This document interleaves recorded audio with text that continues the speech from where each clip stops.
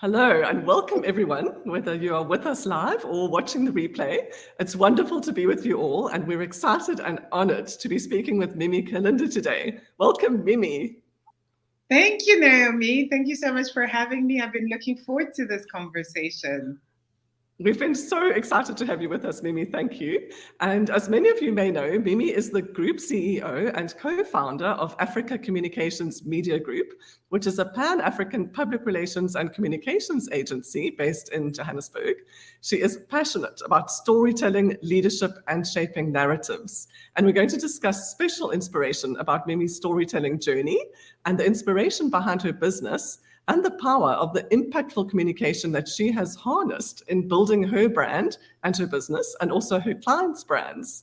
And now, with Women's Day in South Africa being next week, just on the 9th, next Tuesday, we're going to address also the importance and value of owning your voice, especially for us as women. So ladies, please participate and comment and ask questions as we go. We're going to keep track of those. You might not see each other's because you will be on LinkedIn or Facebook or YouTube, but we will keep track. There's sometimes a slight delay, so be patient with us. And we would love for you to interact. This is a very special time, an opportunity for you to be with Mimi. And so please engage. And so, Mimi, may I hand over straight away to you to share a bit about your journey and what has inspired you to start and build your business and your brand? Yeah, absolutely. Where does one start? So I've had about 25 years experience in communications in total. So that's quite a long time. And I started off my journey actually in front of the camera. As a presenter. So for those ladies who are watching, who are old enough to remember Channel O from back in the day, I was one of the VJs or presenters on Channel O, which was broadcast across the continent. It was essentially our version of MTV. So I had the pleasure of hosting that for a while. I then moved on to MTV itself in London. I was recruited to become the first African DJ on MTV Europe, which was fantastic opportunity to live in London, work across Europe, and work with these fantastic musicians, producers, directors, etc. So I both presented and I also produced my own shows on MTV, which was fantastic. So that's how I got into presenting and producing as well. After MTV, I kind of had an existential crisis, a small existential crisis. And I thought, what do I want to do? Do I really want to talk about Britney Spears' love life for the rest of my career? Not necessarily interested. And I was passionate about the psychology of the media. So how the media actually works to change mindsets and shift perceptions and shape the world in which we are and how we see ourselves in that world, but also how we perceive others. I then decided to quit television altogether for a couple of years and attend NYU. So I moved to New York and I was accepted into a program at NYU where I did a degree in media studies. And that was a fantastic experience because New York, as you know, is it is the mecca of everything that's advertising, television, media, etc. It is to communications what Hollywood is to film and movies, and I was very involved in that scene, and I also did tons of internships. So I worked at HBO, at Showtime, at Oxygen, at Lifetime, you name it. I was there doing something, making coffee, carrying scripts, whatever I needed to do to start learning the craft of what happens behind the scenes when content is put together and produced, etc. So I did that for a while, and I was privileged and humbled to be mentored by Spike Lee, who happened to be a professor at NYU. And so he taught one of my classes, and we built a really interesting relationship based on sharing of knowledge and deep discussions about the state of or the perception of Africa, Africans, and even African Americans in the global media. And so when I graduated, he offered me a job at 40 Acres and a Mule, which is his production company based in Brooklyn. And that was fantastic. So I worked with him, worked with, people who came up right beside him, like Monty Ross, who's this incredible producer, director in New York.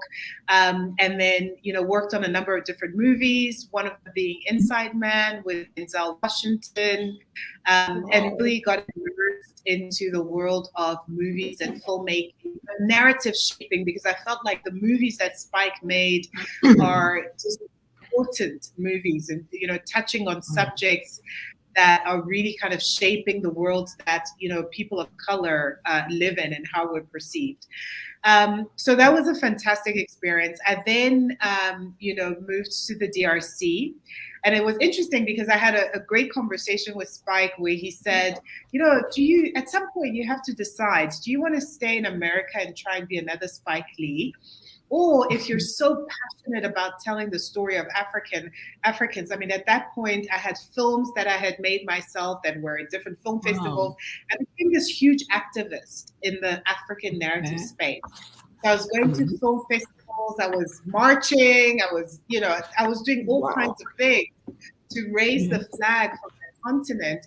And he said, maybe you need to really consider going back to the continent and doing it there, because his premise was charity starts at home.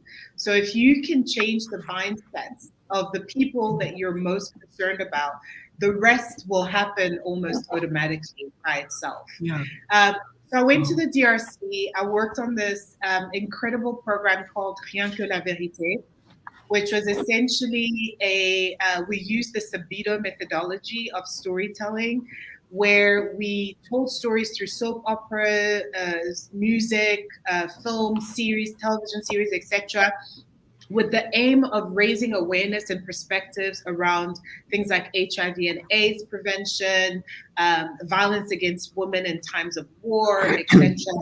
And so that was fantastic. And then, so my career just kind of evolved from there. I came back to South Africa. I did a lot of corporate work, and I found myself almost by accident in public relations. So my name had kind of circulated around the industry as a filmmaker and content person. And at that time, a lot of people were trying to merge strategic communications, which is public relations, with content and film and, telling stories in really interesting ways.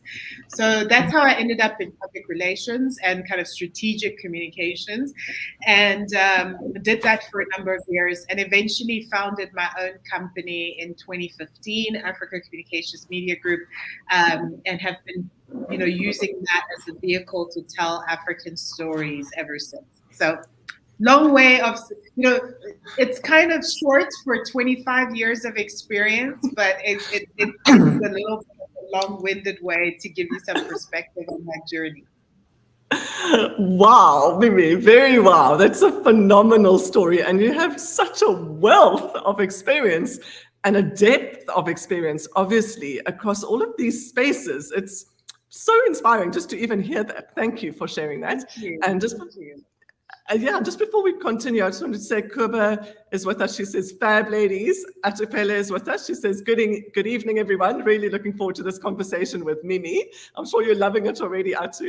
And then Delisa gives us a heart. And Sindisiwe says, just here for storytelling. I'm sitting and quiet as a mouse. Oh, Cindy. Don't be quiet. Participate. Yes, we want to hear voices, Cindy. We want everybody to be speaking. Mimi, I just love your story, and there's so many things to pick up on from that. One of them I'm thinking, for the sake of our ladies all watching, so like you say, you've done such a lot in terms of the activism in your space, in terms of changing the narratives for globally, really, and like you say, for people in Africa. So with that, in terms of our ladies, I know that's also a very strong theme within WimHub and within our community, is this issue of changing narratives and really making a difference more broadly than just our own story and brand. So just starting out with that, in terms of with bearing in mind the ladies watching now and their own brand story, it's sometimes a bit challenging to figure out that blend of your own thing and the broader narrative that you're wanting to really impact also. And Tangi says, don't be quiet, participate. Love that. We're ready to engage. Yay, Tangi. Mimi, can you give us a little bit of insight around that, which is something that you've obviously stunningly well achieved? Absolutely. So, I mean, my perspective is that it's really difficult to separate yourself from the issues and the things that you're passionate about in life. I often work with, entrepreneurs who say, I'm trying to, I've got my own brand, I've got me, but then I've got my company, and I want to make sure that my company's brand is completely separate and, all of that stuff, which is absolutely valid, right? So if you're trying to build a scalable, sustainable business in the long term, there comes a time where you have to make that separation between the person and the founder and the things that you're passionate about doing.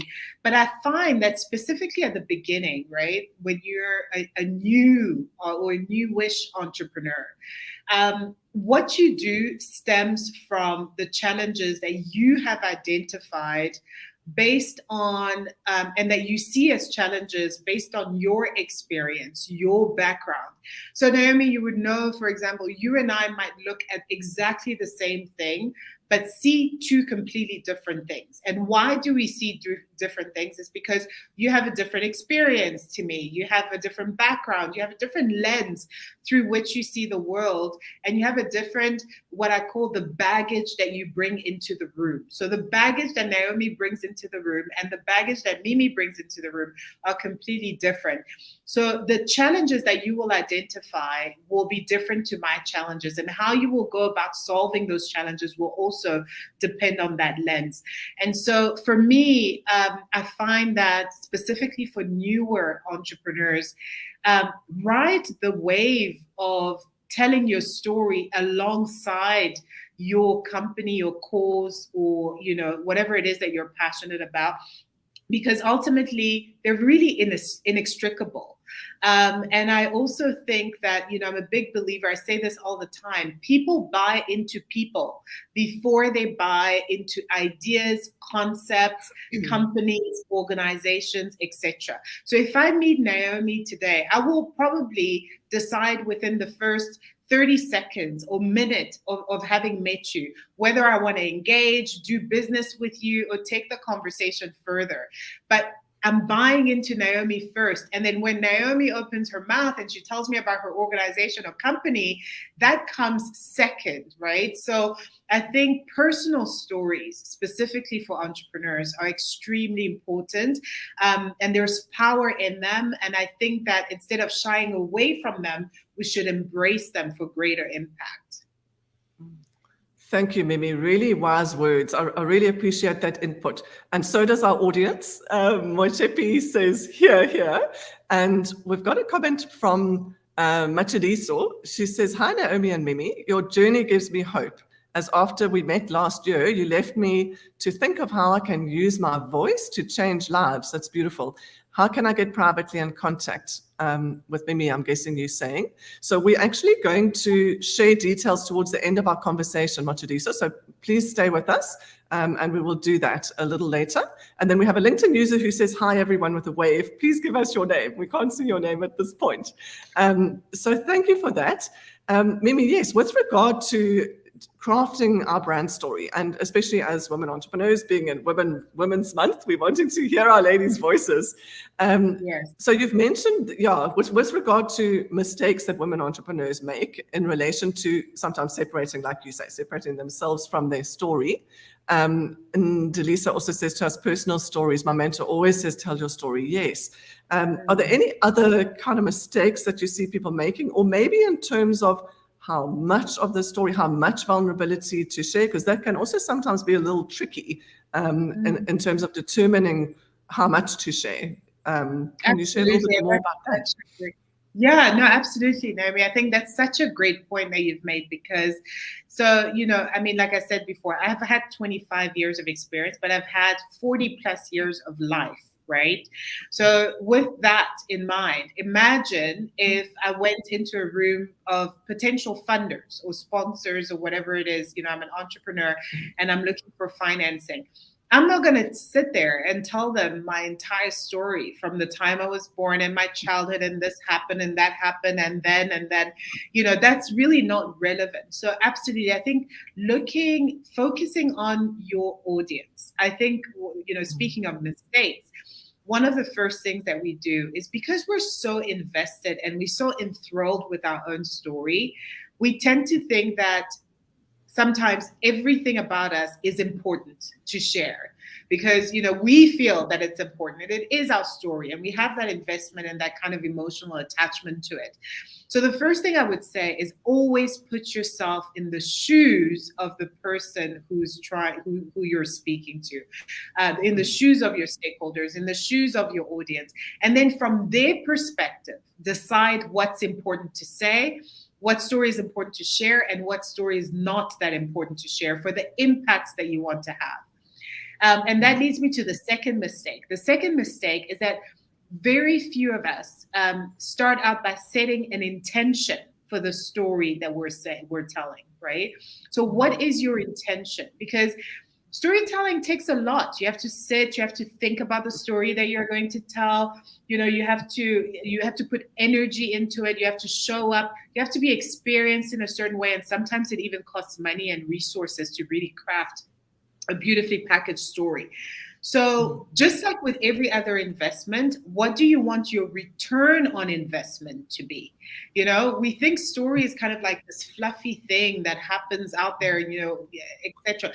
But in a business standpoint and from an entrepreneur's perspective, it's an investment that you're making into your brand. So you have to sit, like with everything else, like every other investment, what is going to be your return on investment and what is your intention? So I mean, without being too long-winded, I think those two things, setting your intention for the stories that you want to tell and really putting yourself in the shoes of your audience so that you can then decipher what's important to share, what's not important to share for the impact that will meet your return on investment in the end.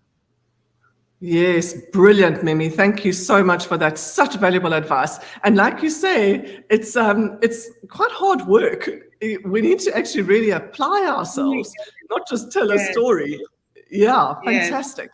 And we've got a comment also from, is it Advocate Meliswa Mokoteli, says, I'm here for it all. Thank you for joining us, Meliswa. That's fantastic. Mimi, with just taking it one level sort of further in terms of how we feel. So it's really been exciting for us to witness the impact of your work on the founders, on the WIM Hub programs, in terms of helping them craft their story, but also really developing and owning their unique voice, as we're speaking about for Women's Month especially. So do you have any tips with regard to that and developing that inner confidence and sense of self-assurance in terms of sharing our story like that and really tapping into our unique voice and owning our voice? Yeah, I think that so first is let's define voice, right? What do we mean by owning our voice? Because also what I found is that a lot of these terms are so generic and they're used over and over again that we almost start to lose the meaning of it, right? So what does it mean to actually own your voice? So for me, voice is a combination of language and personality, right? So the words that we use, to communicate, and personality is how we're experienced, how we show up, how other people feel when we are in their presence. So that for me kind of encapsulates this owning your voice, umbrella. And so in terms of doing that, I think that it's really important to, number one, like I said, make sure that you understand who you're speaking to. Understanding your audience cannot be overstated. but also what is your message, right? I think that when you're confident in your message, it makes it so much easier for you to be confident in expressing that message, right? I was speaking to somebody earlier today, and I was saying, this idea of thought leadership has become almost so cliche. And I want to say that just because you have an opinion doesn't mean you're a thought leader, right? We all have opinions. So, so when we're talking about thought leadership, it really requires that we be a little bit more deliberate and purposeful in terms of thinking about our specific area of thought leadership and what do we want to say to the world. So very, very important. And I think this idea, two more things. I think the idea of this imposter syndrome that we have, Naomi, as women, I think is really is something that we all reckon with, and that we all have to overcome to really be successful entrepreneurs and owning our voices. And sometimes we don't own our voice because we don't necessarily feel like we belong. So how do we overcome that, right? How do we overcome that? And then the last thing I will say is, this idea of authenticity. So I'd like to recommend a TED Talk that I recently became enamored by. It's called The Importance of Being Inauthentic, right? So look it up. Fantastic TED. And essentially, this guy Mark Bowder, what he says, he's an expert on authenticity, etc. So how everybody keeps saying, be authentic. You have to be authentic, etc. And he said, let's question that a little bit, because if I had to be authentic, Naomi, to be honest, I wouldn't be having this conversation with you today. My authentic self is very shy. My authentic self is an introvert. My authentic self would rather be sitting on a couch reading a book than be talking to all the people that you have in the audience today. That is really my authentic self. So if I had to be authentic, I would not be doing the work that I'm doing, that I'm hugely passionate about. I would not be meeting people like you and all the ladies on the, out there watching us today who have impacted my life so beautifully. So what Mark says is that sometimes we have to be inauthentic to be impactful and let our voices be heard and, to really shine and be in our element. Because if we all had to be authentic, we would miss so many opportunities for important connections, right? So I find that to be a really useful piece of advice, is getting out, it's the equivalent of getting out of your comfort zone, but maybe just being a little bit inauthentic when you need to be for the greater good, is part of also owning your voice. Yeah. Wow, Mimi, that's an amazing paradigm shifter. Thank you for all of that. I'm definitely making a note. So everybody watching the TED Talk, the importance of being inauthentic. That's fascinating. Yes. Thank you. And exactly as you mentioned straight after that, in terms of being out of your comfort zone, because for many of the people on the line as entrepreneurs, I've been an entrepreneur for 21 years too, that's where you live, outside your comfort zone, almost as a necessity. Yeah. And so my next question, bearing in mind the time is flying, Mimi, and you're dropping jewel after jewel here for us. So with regard to that authenticity, but also moving beyond your comfort zone, like you say, it's so important for us as entrepreneurs to put ourselves out there and gain media exposure. And that can be challenging, exactly like you say, especially if it's not in our comfort zone.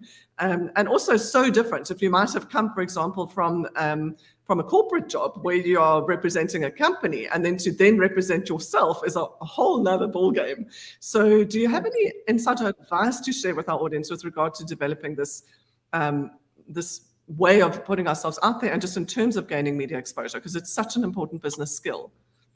It is such an important business skill. And I'd also like to just say, do media relations and press relations with purpose, right? So, I mean, in my work, I've had many clients who've come to me and said, I want to be on CNN, I want to be on BBC, I want to be, and my question is always, why? Does that actually meet your business objectives, or should you, rather be on a podcast that's really a lot more specialized in what you do? Or should you be, so question that as well in terms of the type of media exposure that you're looking for. But in terms of the benefits of media, cannot be understated. I do think that, so my view is that media should serve as an echo chamber of everything else that you're doing, right? So you're engaging, you're going out and you're changing lives, you're doing everything else, etc. So media is not a means and an end in and of itself. You can't, I don't believe in just going to the media just to tell your story. But if you're doing something, you have a specific initiative that you've just launched, for example, or you're mentoring other women within your field and your space, etc. Those things are really kind of media worthy. So think of media as almost an echo chamber of everything else that you're doing, right? So that would be my advice. And then build relationships. Journalists and our media colleagues are human beings, just like the rest of us, and they like to have relationships with the people that they work with and that they talk about and that they write stories about. So build those relationships, be active about, finding out who the journalists and editors are of, whatever media forms that you want to be a part of, and build those relationships with them and sustain them over time, just like you would with anybody else, so that when you do bring those stories, they are attractive and the doors are already open.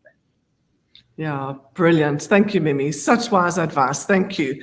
And I just want to pick up on what we've seen over here is Mochepi says, I think the problem is women want to be men instead of embracing their femininity and winning in that complexion of femininity. That's an interesting angle, yes. And then Siwe says, be inauthentic to be authentic with some heart. Yes, that's a great way of putting it, Sindisiwe. Yeah. Great way, yes. Mimi, would you like to just pick up on what Mochepi said here in terms of women wanting to be men? We just have a couple of moments, but it's quite valuable to hear your insight. Yeah, it's interesting. I've had a number of different debates with friends and family and colleagues, etc., around this idea of women wanting to be men and feminine. I think that it's not necessarily that women want to be men. I think it's we still live in a very patriarchal system, unfortunately, and the perception of strength and ability and capacity is still very much geared and skewed towards everything that's that has to do with men. So I think that sometimes we do out of necessity. But I also think that women are, this is the one thing, if there was one thing I wanted to leave our ladies with, is that let's really start to question and think critically about the narratives that we're exposed to and that we ourselves take out into the world, right? So for example, women wanting to be men, or another one that I often hear, women don't support other women. Right? Who came up with that? And what was the agenda of that person? Right? And so I do think that there are bigger narratives that are out there about women and how they act and how they show up and how they experience the world that we ourselves as women have to constantly think critically about and constantly try to deconstruct and ask ourselves, is that really true? Because when you start to ask that question, you actually realize that that might not necessarily be so. So yeah, I think that's where I would put that. Thank you, Mimi. And we're running fast out of time. We need another hour with you. Yvette says, very inspirational and insightful talk. Loving the nuggets of wisdom from your wealth of experience. Thank you. Thank you. And then Mochepi says, besides having female representatives in positions of leadership, what else do you think can be done to empower and influence women in taking front in many platforms? And then Machariso says, women wanting to be men, it's just societal norm. I strongly believe women are masculine, but the actual male species, just that society has always and constantly gave men greater value. Okay. Yeah. Shall we pick up on, we've got a moment, just the question in terms of what can be done to empower and influence women in terms of taking front leadership in terms of many platforms. So I have a huge issue with the word empower in general, because I really think that women already have the power. I think it's number one, tapping into that power. And I think everybody else working together to create an ecosystem that gives women the platforms to exercise their power, right? So again, going back to the whole idea of questioning our own narratives, like, who on this platform needs to be empowered, ladies? I don't think anyone needs to be empowered. I think you already have the power. I think what we all need is an ecosystem. If you're an entrepreneur, if you're a female entrepreneur, access to funding, access to mentorship, programs like, WomHub are doing a fantastic job at changing the ecosystem and really laying the groundwork for our growth. But the power is already there. So I think what we need to fight for constantly is for the ecosystem to change. And I do think that we're all part of making that happen, by the way, both men and women. Yes, I could not agree with you more, Mimi. You are speaking our language, 100%. Thank you. And WomHub is cheering you on completely. Mimi, and so we're just past our time. Can I ask you to please share how our audience can find out more about you and your amazing work? Absolutely. I'd love to connect. So my PR company is Africa Communications Media Group. So you can find us at africacommunicationsgroup.com. And then my work with leaders like yourselves, entrepreneurs, etc., is through my platform, Storytelling and Leadership. Learning to tell impactful stories in your leadership journey. And that's storytellingandleadership.com. Fantastic. Thank you so much, Mimi. Do you have any final thoughts? Or are you happy with, we've got your pearls of wisdom? We never have enough time. I just saw a comment from Anjani. I'm going to call her out on this platform and say, every time I come to WomHub, I don't have enough time. It's like, I just feel, you guys are so engaging. There's so much to share. It's always such a pleasure.